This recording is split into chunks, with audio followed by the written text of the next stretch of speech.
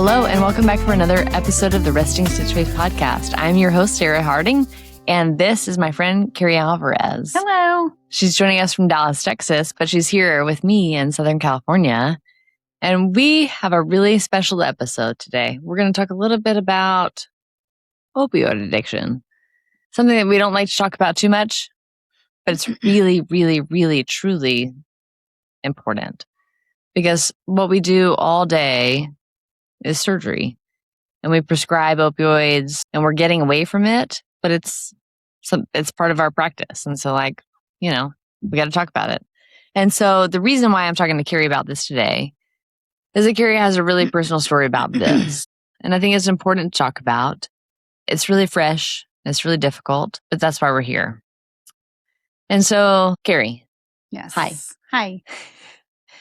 So Carrie's from Dallas. Carrie was married early, young. 22. Yes. Right out of college. Yeah. And then who did you marry? Let's talk about it. I married Tommy at 22. Yeah. And so then you grew up in Midlothian, Texas, right? Austin. Okay. But then I moved to Midlothian in high school and met Tommy. Okay. And I went to Baylor College of Dentistry, and he went to Dallas Baptist University and played baseball. Got a full ride, academic and for baseball. And we went on a ski trip his junior year. Okay. And he had a fall and had an injury. And the doctor at Copper Mountain prescribed him 40 opiates. Okay. Like 40 pills of narcotics. Okay. Yeah. Like 5 of them. Yeah. Yeah. Which is not shocking. No. Yeah. But that was in 2002. Okay. And this is when, even in dentistry, when you had a filling or a root canal, we prescribed opiates. Yeah. Yeah. So he came home, and I had no idea for 2 years that he was taking these, and his addiction got out of control. And when I found out he had a problem, he was taking 28 a day. And we had to check him into rehab. And he was 24 years old. Oh, I didn't know that. Yeah. Okay. And so you got married at 22? Yeah, 22. Right out of college, yeah. He had one more year of college, and that's when it happened. Wow. Yeah. And then so after that, he did great. He went to rehab, and he was doing great. And so you guys were married. You had Will at this Not point. yet. Okay. No, this was before. Okay. And he got super healthy. He was going to actually go to dental school, but then he decided to. I didn't realize that. Yeah. He decided to get his teaching certificate after his degree. He thought that was a good way to start back in life. And then when we ended up saying, you know what, better for worse. That's just like a bump in the road, and you're not a true addict because, this is something that we didn't really plan for. Yeah. And when I was 7 months pregnant with Will, he was checked in again because he just couldn't do without him. Wow. Yeah. Okay. So then you Then guys fast had Will. forward. Yeah. He went into rehab again, and then Suboxone came out. Okay. So they prescribed him Suboxone, and that is not really dealing with an addiction. Right.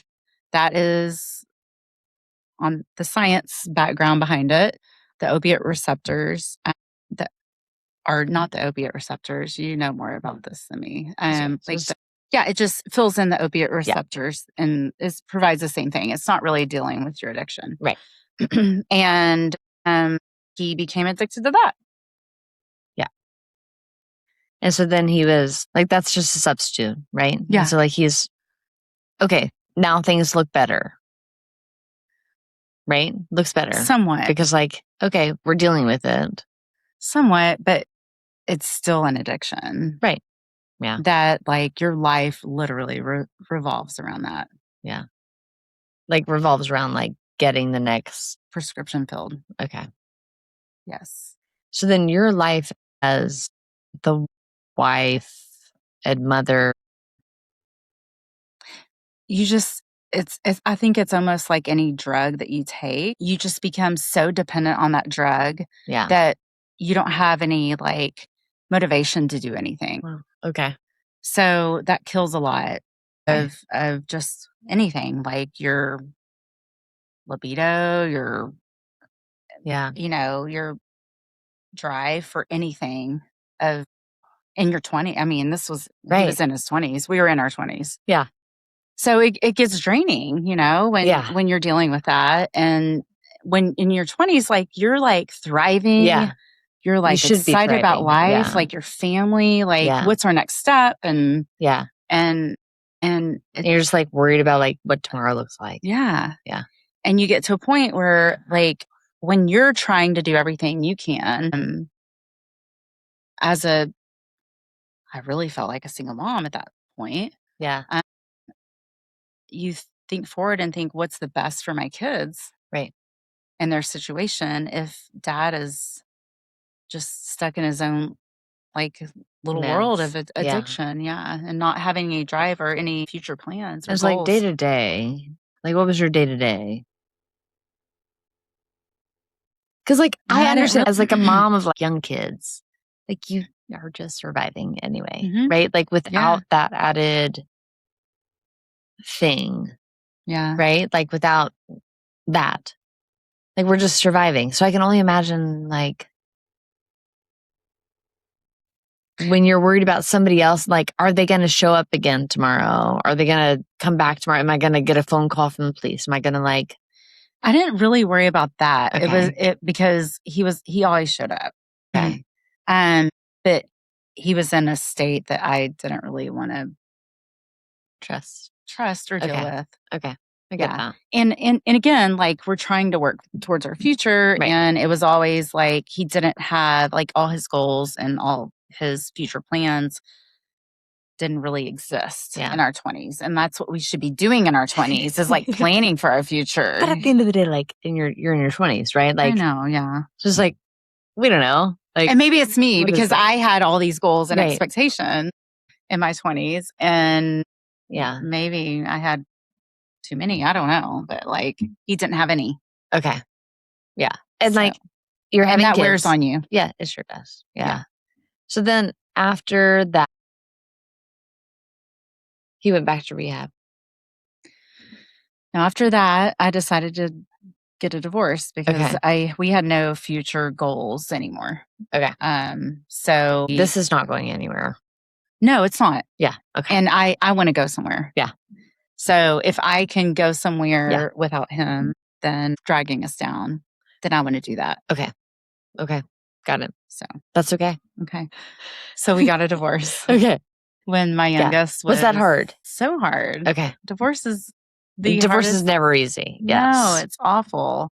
And when his parents want to cover up everything he's ever, done and try to come in and say, well, he's great and all this stuff, like that's hard. So you fight that. Yeah. When he was employed by his dad. Yeah. So yeah. But yeah, I mean, we got a divorce and my kids saw him every other weekend with his parents involved. Yeah.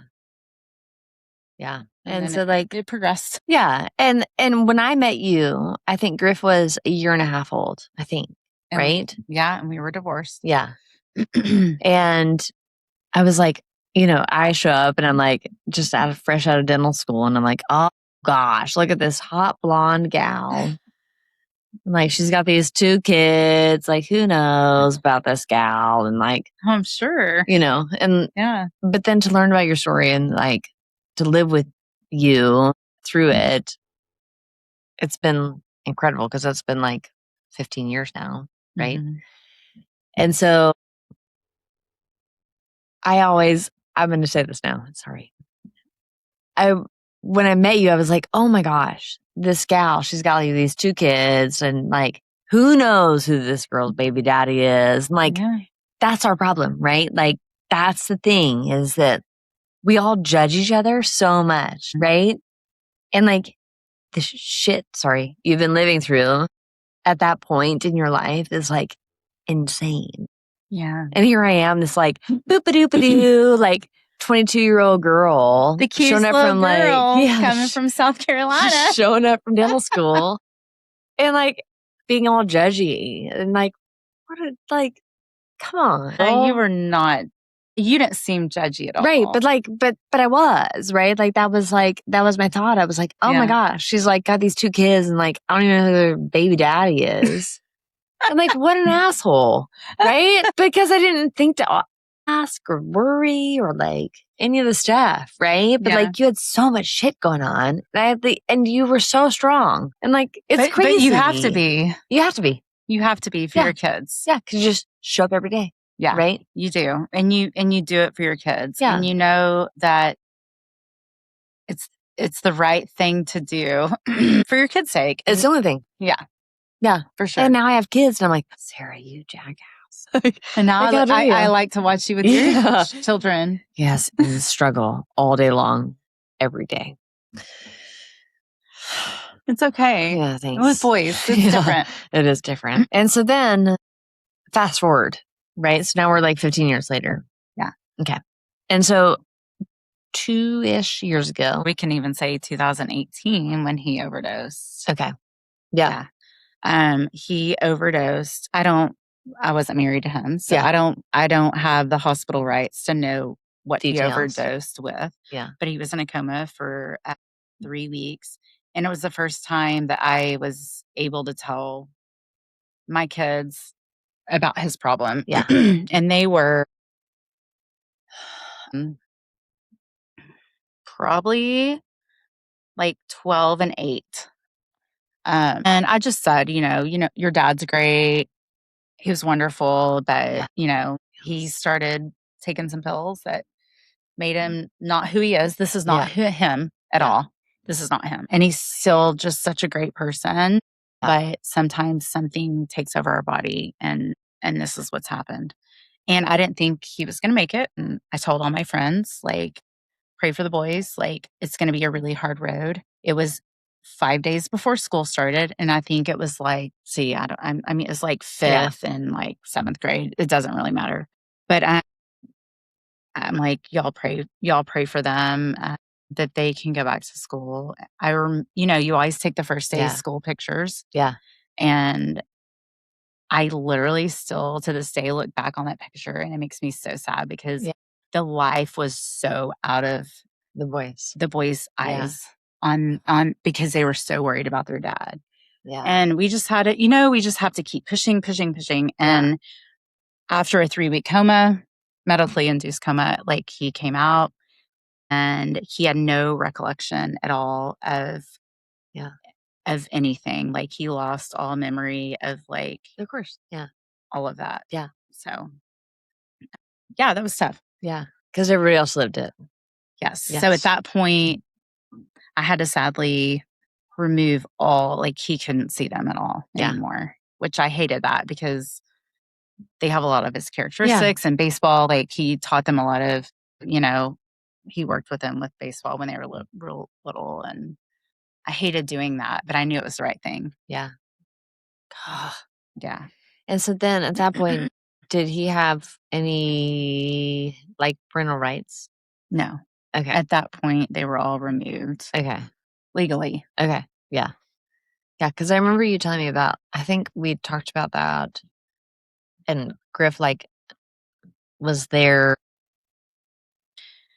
for part for of that visitation. and just was like totally freaked out by the whole thing. Yeah. And just really like watching every move his dad made. Yeah. Like when they had visitation with their grandparents with him. Yeah. And he was just so freaked out, like watching every move. And then he was like, oh my gosh, my dad just took a beer into the bathroom and he was, texting me and saying, Mom, like I don't feel comfortable. So I mean, he especially like really just didn't trust him at all. God. Yeah, I know. But the grandparents were there, but still they ended up passing away, both of them, probably from both of his parents did. Yes, in 21 and 22, like 9 months. I mean, in their 60s, very young. stress can do a number on your body. Yeah, sure does. And he had a very thriving business, and I think he really, they spent a lot of money on their son and taking care of him and trying to make things very good to make it seem like everything was fine for the boys, just to have them in their lives. But yeah. And he did too, right? Like he really wanted it to be better. He wanted to get better. He wanted to do better. I think he lost it after the coma. Okay. Yeah. I think he lost a lot when he was in that induced coma for 3 weeks. Yeah. He changed a lot. Okay. But he still was like, I feel like he was still a good person, but just didn't know how to function anymore. Okay. Like I would never think he couldn't hurt a fly. Right. He just got into that whole opiate crisis that we all read about. We watch TV about. And terrible. Yeah. Yeah. That has affected so many lives, so many families. Right. From a big pharmaceutical company that really pushed it. So right. So that was in 2018, you said? Yeah. Okay.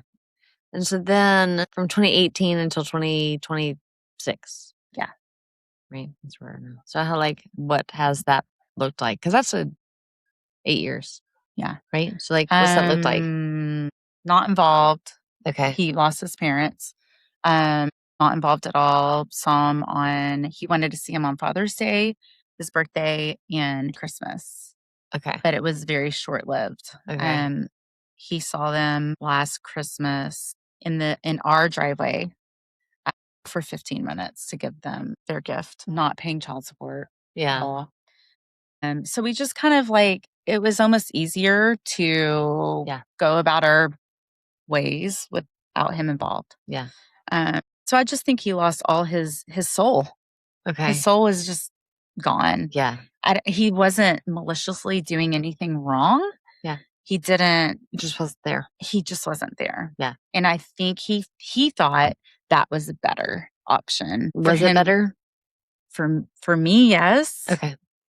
But that's being very selfish. Right. I think for my kids, that kind of hurts. Yeah. When your dad doesn't show up. Yeah.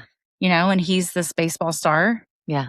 Through full ride college. Yeah. Great school, D1 school in Texas, full ride. Yeah. And then you can't even show up for your kids that are playing baseball that are actually doing really well and have the same incredible skills that you have. That you gave them.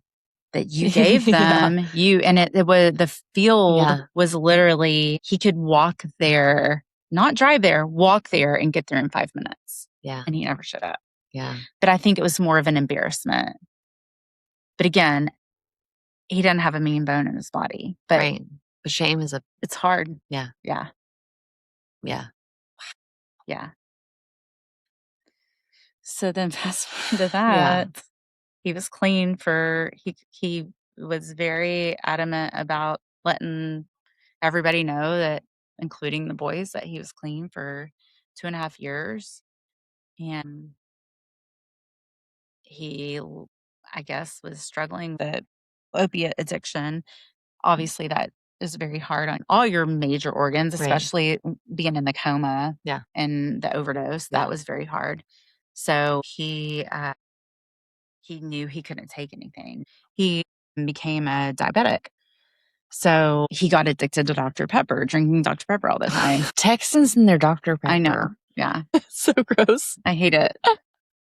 I can't stand it. It's so gross. Sorry. I know. Right. It's so gross. I can't stand soda. I'm so glad that you are here. Yeah. Thank you, Kaylin, for showing us your Diet Coke.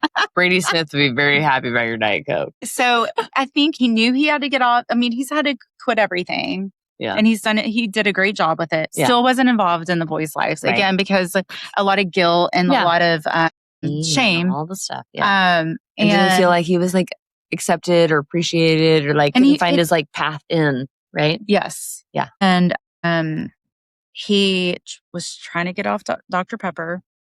We now know. And he started taking a over-the-counter herbal supplement.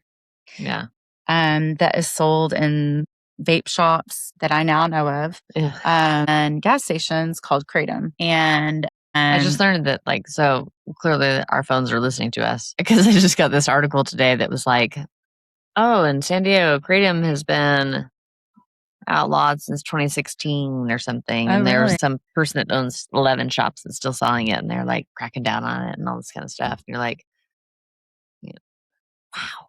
No, it's I know. It's bad. So so it's like an opiate analog. Yes. It acts as an opiate. It kind of creates the same euphoria, right? Or like pain relief euphoria. They say it doesn't have the euphoria. I'm pretty sure there's a coyote right there, but it doesn't have the same like euphoric characteristics. But yeah, it probably does, right? And so, yes. Yeah, if you Google it, it's a little scary. Yes. And so they're eating the pomegranates. That's right. And the lemons. Yeah, the coyotes are eating all my fruits. And the coffee beans. And we're back. And so, yes. I have never heard of this. I've never heard of Kratom. I've never heard of it at all. Like, I have no idea. I'm completely naive about all this stuff. And so, when Carrie was talking about this yesterday, I'm like, I don't even know what you're talking about. I didn't either. I don't know. I didn't either until 2 months ago. Neither did my friend group. Nobody. Because, like, you have to know what you're going to buy. Right. Like, I'm going to the store to buy Kratom. Yeah. And it's all herbs, and they really say like it's a great drug an herbal pill that you can take that gives you energy and all this stuff. Yeah. So I think that's what he was looking for, because he was having to get off the Dr. Pepper because of his diabetes and all the damage he's done to his organs. But he still was clean for 2.5 years. And that's when he started taking Kratom. Yeah. Probably in like March or April. Okay. And that led him to a very, very, very deep depression. Okay. That we now know of. Okay. I knew none of this was going on. Okay. And neither did the boys. They haven't seen him since Christmas. Yeah. So nobody knew. Okay. Nobody really knew like what he was in a very, very, very dark place. And the only thing that I can think of that would get him there was the Kratom. Okay. Because he was clean, and I know that now. Yeah. Because his organs were pristine. Yes, pristine. And so let's talk about that. So today is August 8th, and Tony passed away July 20th. No, May. But Where's my time gone? He was legally pronounced dead June 1st. Okay. Wow. Okay. Yeah. So. And so what happened the week before that? The week before that, on Wednesday, he was remarried. Yeah. And she, I guess, reported him as a missing person. Okay. On a Wednesday. Okay. The boys texted him randomly on Thursday, and he didn't respond, and it didn't go delivered because he has an iPhone, and he's not a green message person. Like an Android girl. He's not an Android So they were like, my dad, it didn't deliver. They tried to call him, and they started weirdly like, I mean, they haven't talked to him forever, and this happened a day after. So his wife called me and said, hey, the boys are texting me. I haven't heard from him since yesterday. So I reported him missing. And so on Friday, some flocking cameras, flock cameras? I've heard about this. Flock. I never knew about them until now. I know. So I'm so out of touch with reality. Cameras so will literally pick up your license plate. Yeah. And it's literally to chase criminals down or whatever. Yeah. So the flock cameras picked him up several times around left field in Dallas. Okay. And how did you figure that out? Because they were reporting all this to Jennifer, his wife. So did she ask for it? Yeah, because she reported him missing. Okay. So I said, okay, so are you going to go around left field? Yeah. And are you going to go look for him around left field? Yeah. And she was like, I don't know. I mean, she's Danish. She's super nervous about getting out of anywhere. Yeah. And I told my husband, John, I said, you know what? This sounds weird. Yeah. Look up all the cheap hotels, motels.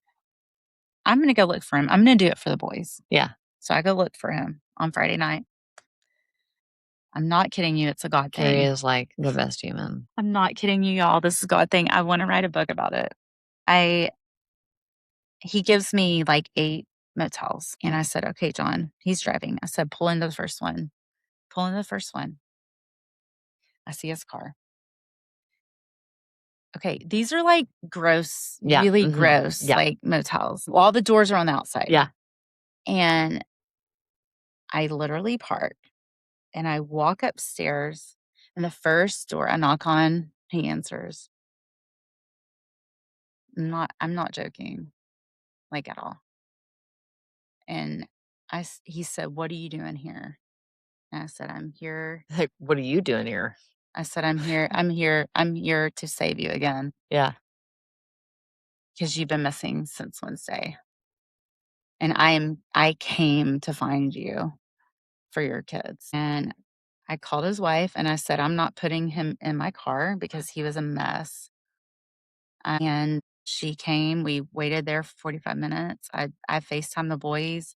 They cried. They told him how much they loved him and that they wanted him to be better. And we got him back. I have not told you all this. No. We got him back 40 minutes south of Dallas to where we all live and took him to the hospital. He wouldn't get out of the car.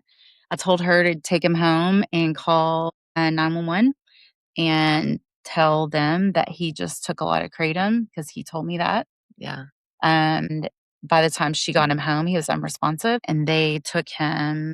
She called 911, and they came and picked him up and took him to the hospital. He told him he was done. He wanted to kill himself, and she told them that he wanted to kill himself, and they released him at 5 a.m. that morning. But he has a history at that hospital. Not the last 2 years, but he has a history at that hospital for being an addict and coming in and stabilizing him because he switched to alcohol. Yeah. So they released him at 5 a.m. On Saturday morning. Okay. They went home. She called me at 1 p.m. and said, I literally got in the shower and he took the keys, and I called the Midlothian Police Department, and they started tracking his phone. He went to Waxahachie. He bought 4 guns and came home. 4, not 1, 4. Yeah. Came home, walked in the backyard and shot himself. Sorry, I don't mean to laugh. I'm like, who buys 4 guns? Okay. 4. Okay. Also, I bought a gun in Texas. No, you can buy them. I bought one, but I had to do the whole thing. I had to fill out a whole thing. No. And then I had to come back a couple weeks later to pick it up. No. Oh. Not anymore. Okay. Apparently I went to the wrong place. Not anymore. It's a problem. Okay. Why do you need to buy 4? Don't know. So he came home and he took his own life in the backyard. And she called me and I got there and they were doing CPR on him. They kept him alive. Care flight into Dallas. He did. While she was in the shower. No. She called the police after. Oh God. Okay. She realized she just took a shower, came out, and he grabbed the keys and he left. And they tracked him all the way to 15 minutes away. It was which was in Waxahachie. And they tracked him the whole way. If she wouldn't have done that, they wouldn't have been able to render aid and do CPR. They got his heart beating. He died 3 times, and they were able to get him stable enough to care flight him to Dallas. So when we got to Dallas, you know me, I'm very just tell me everything. Yeah. Tell me everything. And because the wife didn't, she was like, oh my gosh. And I'm like, no, I pulled the doctor aside and I said, I need to know. And he said, he's intubated. He is, if we intubate anybody and we don't sedate them, they're completely Right. brain dead. Like, Yeah. so I knew that night he was gone. Yeah. We're Catholic, called a priest, Yeah. got the priest there. He anointed him. It was the most beautiful thing I've ever seen in my life. Fast forward, I went and had to clean his car out because the wife can't do anything. She's not from here, and she can't do anything. And there's a lot.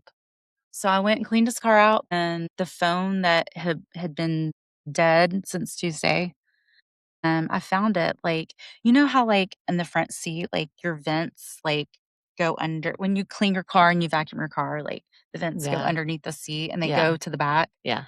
I found it in that vent. Yeah. And I got it out and I plugged it in, and, I mean, I was married to him for 10 years, so I kinda knew his password. Yeah. And I put it in, and I looked up. Men, they don't change. They don't change. No. Yeah. And I pulled up his search history. Yeah. And the search history was, how much kratom do I have to take for it to be lethal? And um, as a Catholic, if I take my own life, how can I get to heaven? And it was last rites. And so it all happened like God had such. He has been struggling since he was 22 years old because of opiates. Yeah. But God had his way in the entire thing. Yeah. And I believe he's at peace now because it's been a true struggle. I mean, he was 46 years old, and he was my soulmate. He was the love of my life. I see him so much in my boys, and he was an incredible human. And opiates literally took him away from us. And I know that God protected him and all of that, and how he played out and how he wanted me to find him because his wife wasn't going to do it. And I And went to to no fault find of her him. own, like, right? Like, it's just But he is at peace now. If we are true believers, like, he is at peace now. And I told the boys, like, you will get to see him in all his beauty that he was when I married him again one day, and where you can appreciate, like, truly who he was. But the opiates are literally they took control of so many innocent people that aren't addicts.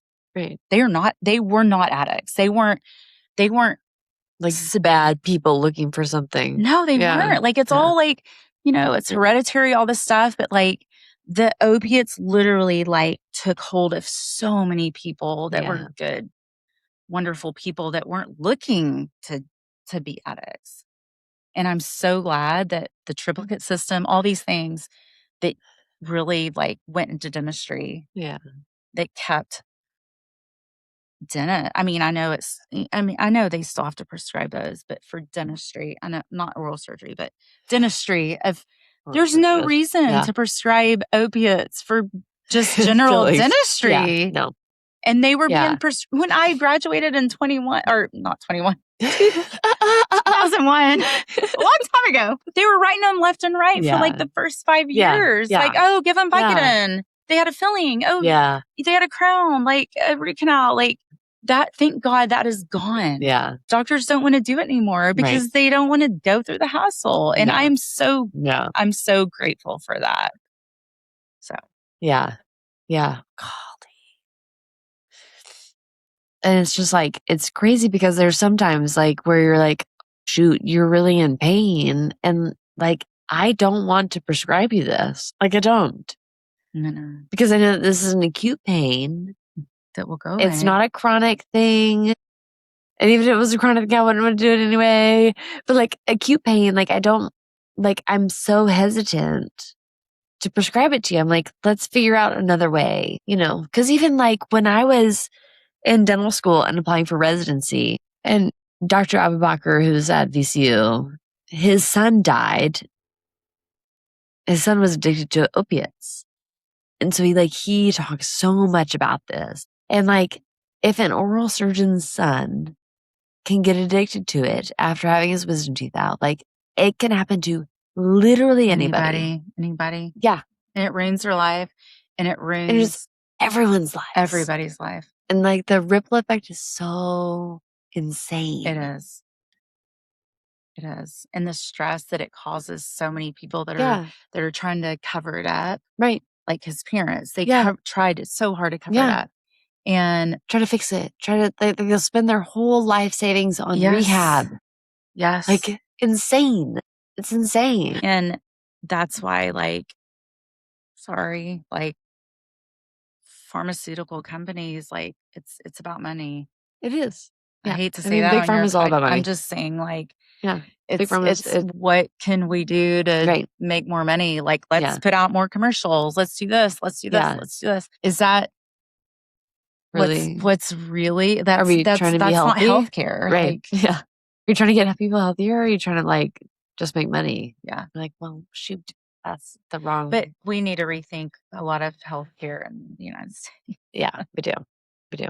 Corporations, pharma, like, it's kind of, it's tough. Yeah.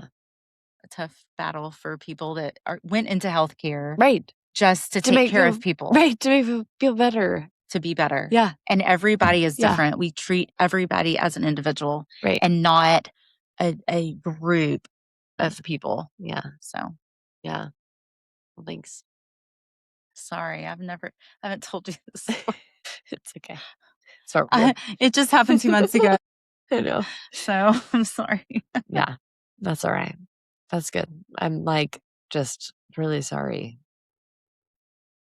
It's okay. I'm really sorry. I mean, like, when you first texted me, you're like, oh, this is happening. And I was like, gosh, that's so weird. I was just thinking, like, I wonder if Tommy and the boys, like, I wonder if Griff and Tommy have, like, I wonder how their relationship is. Like, literally, that doesn't cross my mind, like, ever. And literally, it happened, like, that day. And you texted me, and I was like, well, that's God. Yeah. You know? Yeah. Yeah. He makes you. But that's the ripple effect, too, right? Like, why would I ever even be thinking about that? Yeah. Right? It's insane. It is. Yeah. And so I think it's important that we talk about it. I think it's important that we talk about, like, the effects that it has on people and on families and on, like, the stuff, because, like, shit. Yeah. It's a lot. Yeah. And it's not just bystanders. It's not. No. It's like real people. It's real people with real futures that just get totally obliterated. Yes. So. And I think he's finally at peace. Yeah. I really believe that in my heart. But I think he would have been at peace if it was never part of the equation. Oh, absolutely. Yeah. He's not an addictive person, like, at all. Yeah. Yeah. But when you take him to get through an injury, it was his last year of baseball, which he had a full ride, and he had a knee injury from a ski accident. And he knew that he could get through his last year of eligibility taking these pills. Yeah. And that really is what got him addicted. Yeah. So. Yeah. Just kept doing it. Yeah. Yeah. And your body just needs more and more and more. Right. When he checked into rehab, he was taking 28. So 28 a day. Yeah. And he was totally fine. You can't tell when somebody's taking them. You can't tell because your body just gets so used to them. Yeah. So yeah. And so I think, like, truth be told, when I'm getting in this practice and, like, signing up for stuff, I'm like, do I really need this? Because I'm really just truly prescribing people Motrin, Tylenol, and antibiotics. Like, I don't need I don't need any of these, like, scheduled stuff, right? Yeah. But sometimes it's okay, and I'll prescribe like 5. Well, when and they're like, I need more, and I'm like, you don't need more, right? But when you do a Lafort and that, like, but I'm not that's doing that. kind of I'm taking out wisdom teeth, which is like. But if I was able to have a C-section and you literally cut through my entire abdomen, right? No, it's like, you need them at times. Sure. Yep. And but I'm not for a sprained knee. Right. That's what happened. He needed no surgery when he had this ski accident. Yeah. And they gave him 40. Yeah. 40 hydrocodone. Yeah. But I remember, like, that's what they did. Right. Fillings, everything. Yeah. You got just Vicodin. Just got it all. Yeah. Yeah. Yeah. And those reps were the best. They came in and brought all the stuff. Yeah. And they gave us prescription pads that they were already written out. Yeah. And all the doctor had to do was just sign their name. Yeah. Easy, right? Yeah. Super easy. But they made it easy because they knew how addicting it was. But still, families, it's still in our generation and families are suffering. Yeah, and it's still getting prescribed, right? Because, like, it's still happening. I mean, even Erin right now, like, has her broken back and is, like, on she needs narcotics and she is needs on muscle relaxants. And it's like, but, like, where does it end? Like, no, how can I fix this? Because, like, she has to still, like, get back to being a functional human, a functional oral surgeon, a functional mom, like, bending, moving, doing all the things. And, like, this makes it better right in this moment, but it doesn't. Yeah. And so it's still there. And, like, we just have to figure out a way forward. And I don't know what it is, but it's not the way that it was. No. And I think your family we is have struggling from it. I think we've advanced past it. I do. I I really think we're getting there. I do. It's still there, though. But we still have to have those drugs. Even when Griffin, my 17-year-old, broke his collarbone a year and a half ago in 6 places, he was so scared. Right. When we went to the ER, he was like, I don't want to take any medication for it. And the doctor's like, but your blood pressure will go up, like, everything will happen if you don't get ahead of your pain. Yeah. And he was like, no, my dad is an opiate addict. And he told the doctor that. And he was like, I don't want to take these. And the doctor sat him down and he's like, there is a reason that we prescribe these drugs. But that's the thing, right? It's education, right? And when the doctor sat him down and said that, it was a different thing. And he said, as soon as you go to surgery, then you're going to feel a lot better. And then you're going to be fixed. And then you can get off of these. We got to put you on a plane. We got to fly you back to Dallas. Yeah. Like, you have to be on some pain medication so your blood pressure doesn't go through the roof because you're in so much pain. Yeah. And he finally agreed to it. But as soon as he got out of surgery, he stopped. He's like, I'm not as doing like a it. 17-year-old kid, you're like, these are not things you need to be worrying about. But he was so scared. But he is. Because it has affected him so much. Yeah. Yeah. Well, hopefully we find a way forward. Yes. Right? And now your family heals. Yes. Thank you. Sorry to spring all this on you. No. On your podcast. That's what we're here for. All right. Well, thank you for joining us tonight on an episode of Rusty Stitch Face Podcast with the Coyotes and whoever else is joining us today. So we'll see you soon. Thank you so much. Bye. Bye. Bye.